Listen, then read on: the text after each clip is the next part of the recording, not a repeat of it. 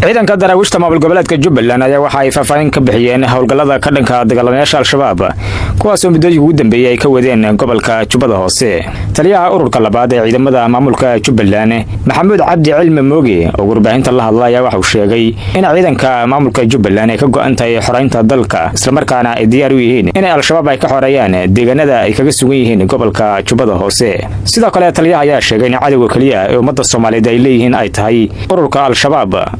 waxa uu sidoo kale sheegay in ciidankooda wax saameynaysa ku yeelan doonin khilaafka siyaasadeed ee ka dhaxeeya dawladda federaalka Soomaaliya iyo sidoo kale maamul goboleedka Jubbaland.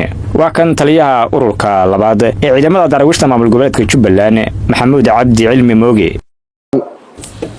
shaqadanadu waa inaanu maad garanaysaa cadawga Soomaaliyeed la dagaalano shaqada naloo dirana aanu qabanno.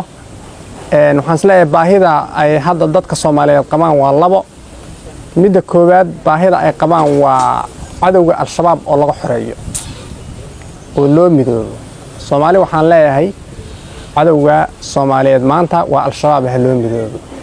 al-shabaab cidna heshiis lama ah, cidna ma rabto, cidna nolol uma ogola. ama hooyo ahaw, ama madaxweyne ahaw, ama gabadh yar ahaw, ama naafo ahaw, ama caawa dhalo.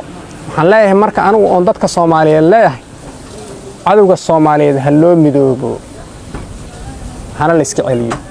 qodobka koowaad. midda labaad ee baahida labaad ee la qabo waxaan isleeyahay waa ciidamada inaan ciidamada yeelano oo aan cadawgeena kula dagaalano. ciidamadeena marka haddii ama aan dhiiranaan la dhiirigelinin ama inaha yaryar ee jira ee ama heer federaal ha ahaadaan ama heer state ha ahaadaan ee ay waxyaalo aan marka inaan facaynin lagu mashquuliyo sax ma ah.